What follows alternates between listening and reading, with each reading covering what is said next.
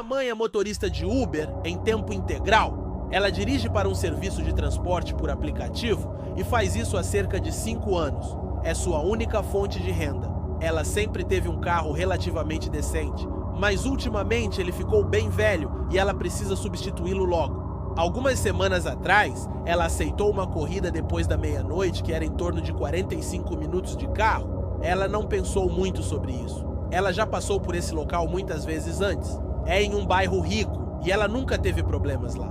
O passageiro era um homem que parecia legal o suficiente. Eles conversaram um pouco sobre o clima e coisas assim. Nada estranho ou fora do comum. No entanto, quando se aproximaram do seu destino, ele continuou pedindo para ela pegar o caminho mais longo, certificando-se de especificar ruas que eram claramente sem sinalização e muito escuras. Ele também a fez desligar os faróis por um tempo. Minha mãe, sendo a pessoa gentil que é, simplesmente presumiu que ele queria surpreender sua esposa ou namorada ou algo assim. Então a estrada virou uma estrada de terra. Mamãe começou a ficar muito inquieta neste ponto, porque não havia iluminação pública e os faróis do carro eram terríveis. A estrada de terra eventualmente terminou em uma grande casa branca, com uma cerca de ferro forjado. Quando o homem estava saindo do carro, ele disse à minha mãe que se ela olhasse pela janela da casa, ela veria uma bela vista. Curiosa e um pouco assustada, minha mãe olhou pela janela e viu o que parecia ser um pentagrama desenhado no chão com velas ao redor. Ela rapidamente desviou os olhos e começou a voltar para o carro. O homem então disse: "O que você viu?" Assustada, minha mãe respondeu dizendo: "Nada." Ela tentou ligar o motor e ir embora, mas o homem a parou. Ele disse: "Você tem que admitir o que viu." Ele insistiu que ela olhasse de volta pela janela. A mãe se recusou e começou a dirigir para longe. O homem então começou a gritar obscenidades para ela, insistindo que ela tinha que voltar. Ela saiu em disparada, batendo em um buraco e estourando um pneu. Enquanto ela dirige em um aro, ela pode ouvir o homem gritando para ela parar e ameaçando matá-la. Ela está apavorada. Ela continua olhando por cima do ombro para ver se ele a está seguindo.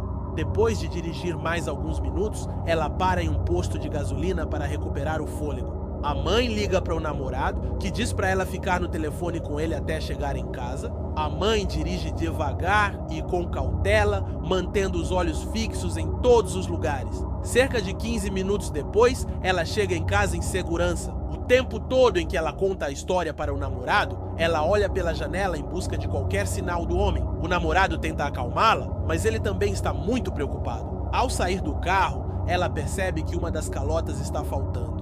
Era a mesma calota que o homem insistiu que ela levasse para longe para ver algo bonito.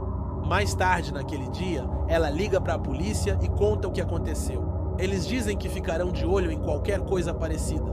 Mas como ela não conseguia descrever o homem ou a casa, eles realmente não têm nada para prosseguir. Alguns dias depois, ela verifica sua conta bancária online e vê que o homem nunca pagou a corrida.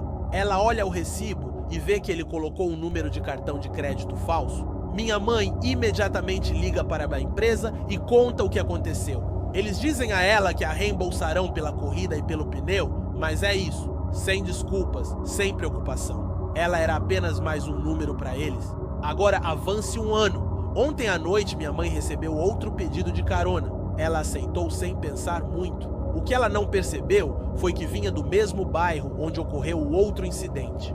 Mamãe quase cancelou a carona, mas decidiu não fazê-lo. Ela imaginou que se algo acontecesse, ela sempre poderia chamar a polícia. Ela pegou uma mulher e uma menina, e elas foram super legais. Elas pediram para ela tocar a Barbie Girl do Aqua, o que fez minha mãe rir porque ela amava essa música quando era mais nova.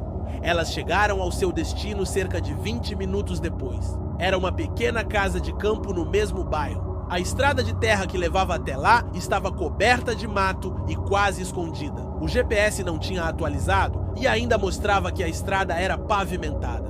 Quando chegaram, a mãe agradeceu minha mãe pela carona e deu uma gorjeta extra.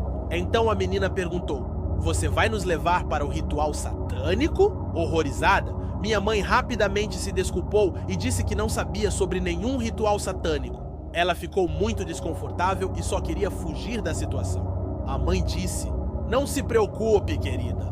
Não contaremos a ninguém que você nos levou ao ritual. Também não contaremos a ninguém sobre o ano passado." Minha mãe, compreensivelmente, surtou e saiu correndo. Mais tarde naquele dia, minha mãe ligou para a empresa para perguntar por que eles sequer permitiram que o motorista dirigisse naquela área.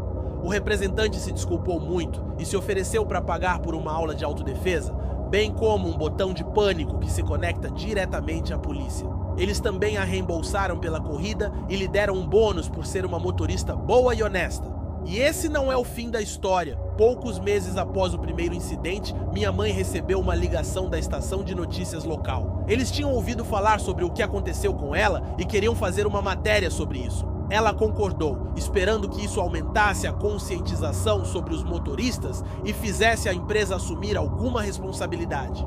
Um dia antes do segmento ir ao ar, minha mãe recebeu uma ligação do gerente do distrito dela. Ele disse que estava ligando para demiti-la. Aparentemente, a empresa não queria publicidade ruim e a demitiu para se proteger. Ela está bem agora. Ela tem um novo emprego e está muito mais feliz. No entanto, ela ainda pensa no que poderia ter acontecido e se pergunta quantos outros motoristas tiveram experiências semelhantes.